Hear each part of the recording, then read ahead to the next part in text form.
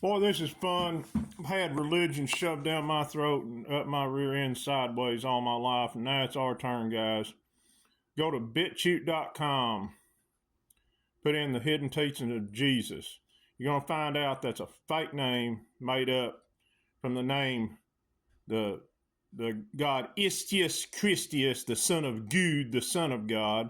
When they talk about walking on the water, son walking on water, it's like when it's going over a body of water and you see the sun. And by the way, Christ was black.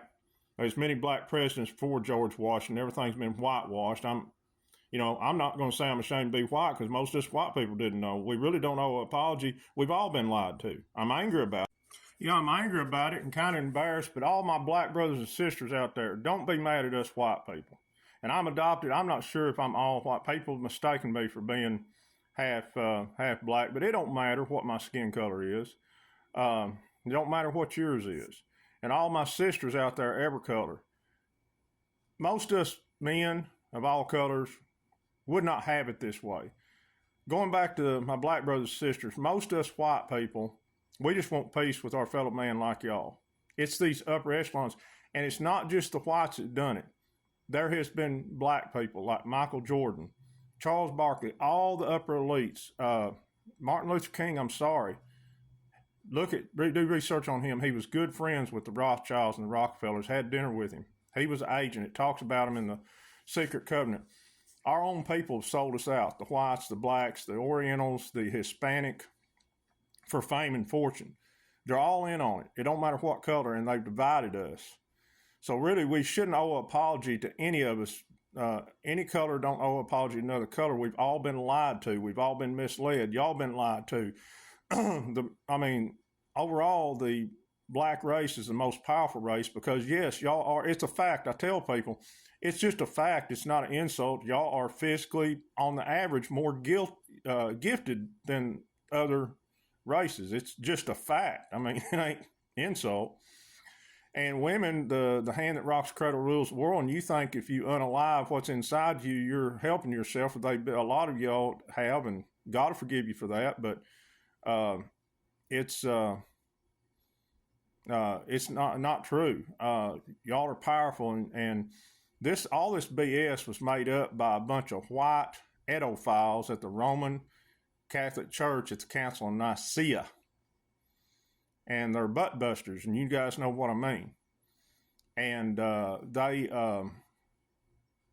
have made a mockery of the true Christ.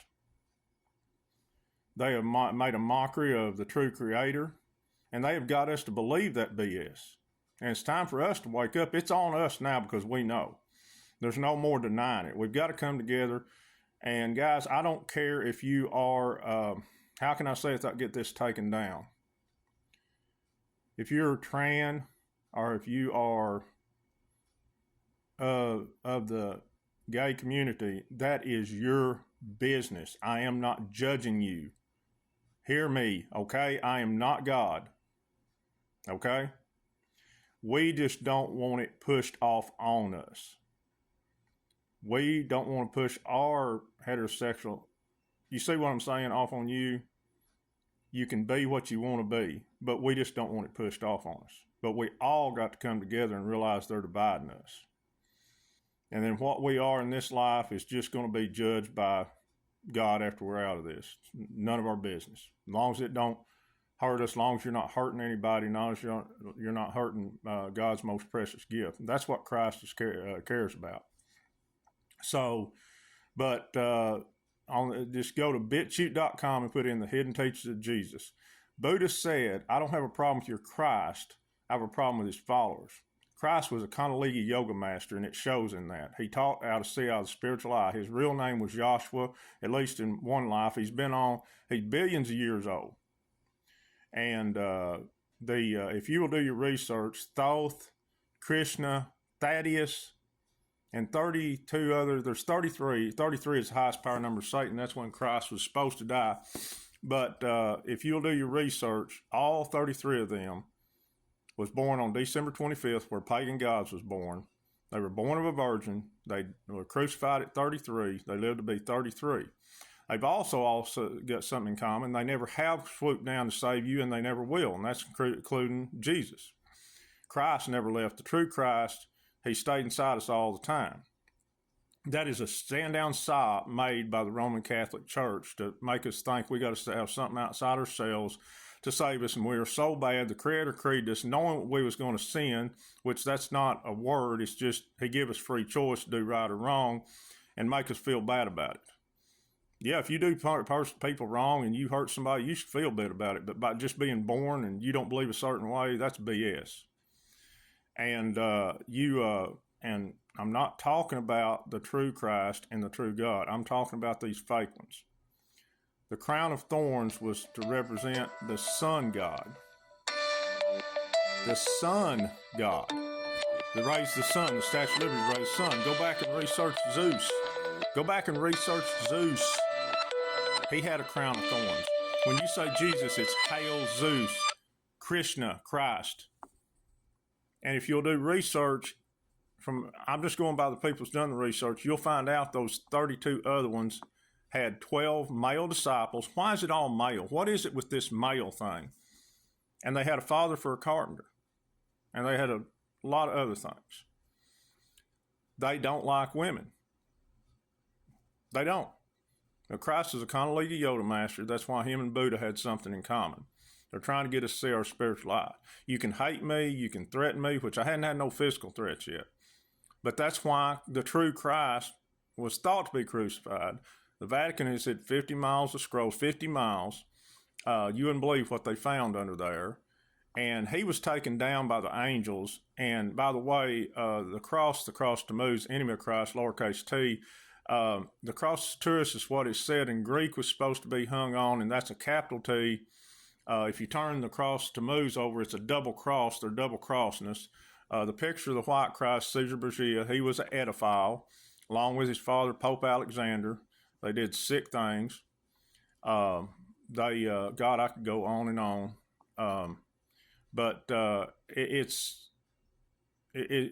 just not right. But Exelon was one of the things Christ supposed to be hung for. That's a straight pole, but he never died. And I'm sorry, guys. He had a wife, he had children, his bloodline still runs the world, and that means, yeah, he got jiggy with it. He did the wild thing just like us. He was just a man. He was a highly spiritual man. And did you know, a farmer will tell you, when you take and use in vitro fertilization or insemination on a cow that's never been with a bull, they have babies. That's a virgin birth. The Garden of Eden was the Garden of Eden. It was an experimental station. We was made by the Anunnakis. Go to Billy Carson, Out of the Matrix. A lot of people telling the truth. We had a God gene put in us so we could worship them. And but we was made in the Garden of Eden. Yeah, Christ was, no doubt, I think, in my mind, was born of a virgin, but he was spiritually gifted, and he was made through insemination. And I think, if Billy Carson's right, his mother Mary was, and her mother. But the Garden of Eden was an experimental station. They just wasn't Adam and Eve. They was hybrids, reptilians. It's crazy. It's more than human mind can handle. But there is no going back. Just like Gaia Earth says, that black guy on Gaia Earth, he's off the charts intelligent. There's no going back. There's none. Even the most asleep one of us, they're either going to get left here in the 3D Earth, it's going to disappear, or they're going to have to go. So, you people of religions, when you're celebrating Easter, you're celebrating this Sunday Ishtar, god of war and god of fertility, and they had babies that time so they could have them at Christmas, just time for Christmas, to sacrifice them to Moloch or the one-eyed god, the transgender god for them. So y'all keep doing that and see how it works out for you, but I have no hate in my heart toward you. And most of y'all, all of y'all that message it out of love and say concern, but I'm all right. And I'm not changed. I've not been brainwashed. I've felt this way ever since the first time I went to church, Good Low Church. I knew it, and now I'm just being honest because God's using me. And I did this knowing what I'd get into, and I agreed to it. So it's not something I'm being pushed into. I agreed to this. Later.